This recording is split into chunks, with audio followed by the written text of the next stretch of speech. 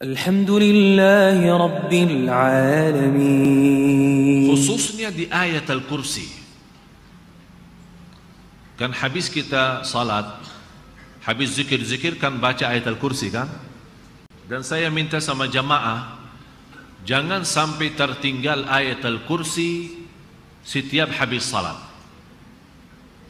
Jangan sampai tertinggal setiap habis salat sama mau tidur. Kenapa? Rasulullah sallallahu alaihi wasallam bersabda di hadis yang sahih, "Man qara'a ayatal kursi dubura kulli salatin laisa bainahu wa baina dukhulil jannati illa an yamut." Barang siapa yang membaca ayat al-kursi setiap habis salat, tidak ada halangan untuk masuk surga kecuali mati.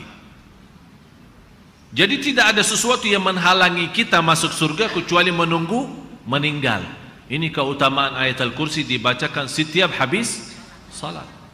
Oleh karena itu, kalau anda sangat kubur, tidak sambat istighfar, tidak sambat tasbih, tidak sambat tahmid, tidak sambat takbir, tidak sambat doa-doa yang lain, begitu anda salam mau terus jalan, walaupun sambil jalan keluar dari masjid, tetap baca ayat Al-Kursi. Ini sayang sekali. Jamaah sekalian, masuk surga. Ini dalam ayat Al-Kursi, masuk surga kata Rasul. Barang siapa yang menjaga ayat Al-Kursi setiap habis salat, tidak ada halangan membawa dia masuk surga kecuali menunggu mati. Subhanallah. Jadi khususnya ayat Al-Kursi, kalau kita bacakan a'udzu billahi minasyaitonir rajim, jangan disambungkan dengan Allahu la ilaha illa huwal hayyul qayyum. Dari sisi makna tidak baik. Karena sekarang kita sudah sepakat, kalau kita baca di tengah surah cukup a'udzu, tidak ada bismillah kan? Tapi boleh enggak baca bismillah? Kalau soal boleh, boleh saja. Tapi kita kan mencari yang terutama. A'udzu billahi minasyaitonir rajim, berhenti.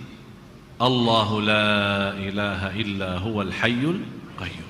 Tapi kalau kita a'udzu billahi minasyaitonir rajim, Allahu la ilaha, berarti di sini kita berlindung kepada Allah sendiri dari Allah sendiri. Jadi seolah-olah terlipat Allah sama syaitannya gitu.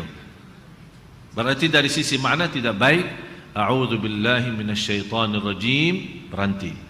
Allahu la ilaha illa huwal hayyul qayyum, dan seterusnya.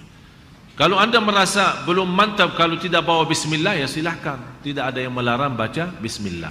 Kenapa orang yang baca ayat kursi di waktu subuh dijaga Allah sampai ke maghrib tenggelam matahari? Dibaca setelah subuh dijaga sampai zuhur, dibaca zuhur dijaga asar, dibaca asar dijaga maghrib, dibaca maghrib dijaga isya, dibaca isya dijaga sampai besok pagi. Kenapa? Karena di dalam ayat kursi itu merasakan pengawasan Allah.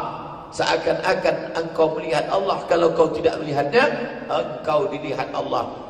La ta'khudhuhu sinatun wa la naum. Allahu la ilaha illa huwal hayyul qayyum. La ta'khudhuhu sinatun wa la naum. Lahu ma fis samawati wa ma fil ardh. Man dhal ladzi yashfa'u 'indahu illa bi idhnihi. Ya'lamu ma baina aydihim wa ma khalfahum. Dia tahu apa yang ada di depan, apa yang ada di belakang. Wala yuhituna bi syai'in min 'ilmihi illa bima syaa. Tidak ada satupun yang luput daripada ilmunya, tidak ada satupun yang lolos daripada bima syaa, sesuai dengan kudrat, iradat, kehendak dan kuasanya. Wala yauduhu hifzuhuma wa huwal 'aliyyul 'azim, dan dia tidak berat mengatur keduanya, langit dan bumi. Wa huwal 'aliyyul 'azim, dia maha tinggi dan maha agung. Bukan sekedar mantra yang dibaca di ujung lidah, di tepi bibir, tapi dia adalah perenungan yang mendalam. Apa itu? Ihsan.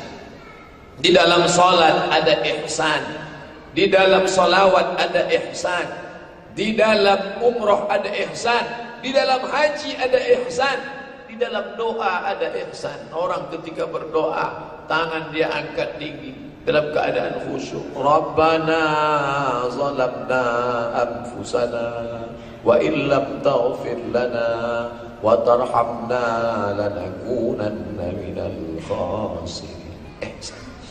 Ihsan. Puncak daripada hidup ini adalah ibadah. Karena kata Allah, wa ma khalaqatul jinna wal insa illa liya'budun. Puncak dari hidup ini adalah ibadah, dan puncak daripada ibadah itu adalah ihsan. Alhamdulillahi Rabbil Alamin.